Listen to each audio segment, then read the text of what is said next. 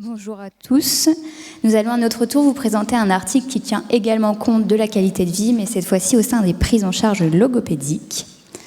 Donc nous avons commencé nos recherches en partant du constat selon lequel une majorité des personnes qui bégayent indiquent que les prises en charge qui sont axées sur la réduction de leur bégaiement ne permet pas forcément d'améliorer la qualité de vie. Donc, nous nous sommes demandé s'il existait des autres types de prises en charge qui ne seraient pas axés sur la réduction du bégaiement. Dans cette perspective, nous avons découvert le programme de Bird et de ses collaborateurs intitulé Targeting Communication Excellence. Donc, ce programme vise le travail de la cognition et des affects, mais également des compétences de communication. Donc, par exemple, savoir moduler son intonation, savoir diffuser efficacement son message. Et donc, le programme a été réalisé auprès de 11 adultes qui bégaient pendant 12 semaines. Au cours de ces 12 semaines, les participants ont pu bénéficier de 2 séances de 60 minutes par semaine. L'une était en individuel et l'autre était en groupe.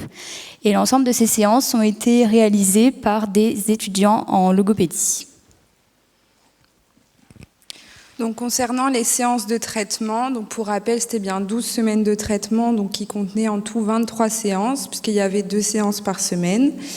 Et donc, bien évidemment, en premier lieu, ils ont expliqué le programme aux participants et défini de manière individuelle les objectifs thérapeutiques. Ils ont aussi proposé aux participants diverses activités pendant ces sessions, comme par exemple la formation à l'improvisation, la préparation de discours, l'entraînement à la pleine conscience, des entretiens simulés, etc. Et donc toutes ces activités avaient pour but final que les patients puissent produire un discours devant un public, donc lors de la dernière séance, et c'était un public d'au moins 300 personnes. Et donc à partir de ce programme, les auteurs ont investigué 2 questions de recherche. Leur premier intérêt était de se demander si le fait de cibler les aspects cognitifs et affectifs du bégaiement permettrait d'améliorer la qualité de vie globale et les attitudes envers la communication. Et donc pour ça, les participants ont été amenés à remplir 4 échelles, donc via les outils sur la slide, qui mesurent entre autres le bien-être cognitif et affectif, la qualité de vie, l'autoperception des compétences de communication et l'adversité dans les situations spécifiques, etc. Et donc ces mesures ont été prises en pré-traitement et en post-traitement après les 12 semaines. Et donc les résultats ont indiqué une atténuation significative de l'impact négatif du bégaiement, comme on peut voir avec l'OASIS. On a observé une amélioration significative de l'expérience globale du bégaiement par le locuteur, mais aussi des cas de sous-dimension suivants, donc les informations générales sur le bégaiement, les réactions du locuteur face au bégaiement, la communication dans les situations quotidiennes, mais aussi la dimension de la qualité de vie. Ensuite, les participants se sont montrés significativement plus résilients face à leur bégaiement, donc comme on a pu le voir avec le DARS. Par contre, concernant l'opinion sur la valeur personnelle de la personne qui bégayait et l'autoperception des compétences de communication, donc avec les outils SCS et SPCC, aucune amélioration significative n'a été observée. Le second point d'intérêt de cette étude concerne la perception des compétences de communication par l'auditeur. Donc, c'est-à-dire que les auteurs ont établi une liste de 9 compétences de communication qu'ils ont évaluées à partir d'entretiens fictifs en pré- et post-traitement. Donc, ils ont par exemple évalué le débit de parole, les gestes et les capacités de contact visuel.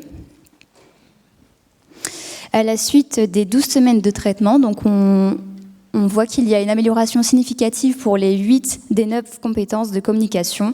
Donc il n'y a que l'affect facial qui ne s'est pas amélioré significativement. À la suite de ces résultats, les auteurs soulignent le fait que ça reste quand même une étude préliminaire et donc il faut rester vigilant par rapport à la reproductibilité des résultats, mais aussi des effets à long terme. Ils se sont également posé la question de la généralisation à d'autres évaluateurs, à d'autres auditeurs, puisque les évaluateurs des compétences de communication étaient formés dans le domaine du bégaiement et faisaient partie du programme. De plus, les auteurs spécifient que la cohorte contenait peu de participants. Et enfin, concernant l'évaluation des compétences de communication, les auteurs ont indiqué que ça restait quand même que le contexte d'interaction restait quand même limité à des interactions dyadiques pendant les entretiens fictifs, et donc c'était pas directement transposable à des situations de vie quotidienne. Donc pour finir, nous pouvons dire que cette étude préliminaire permet de répondre positivement à la question que nous nous étions posée. Elle permet de mettre en avant le programme Targeting Communication Excellence, qui améliore la qualité de vie de la personne qui bégaye, mais qui améliore également la perception de l'auditeur quant aux capacités de communication de l'adulte. Il est également intéressant de noter que ce genre de programme peut être combiné à d'autres types de prise en charge. Merci pour votre écoute.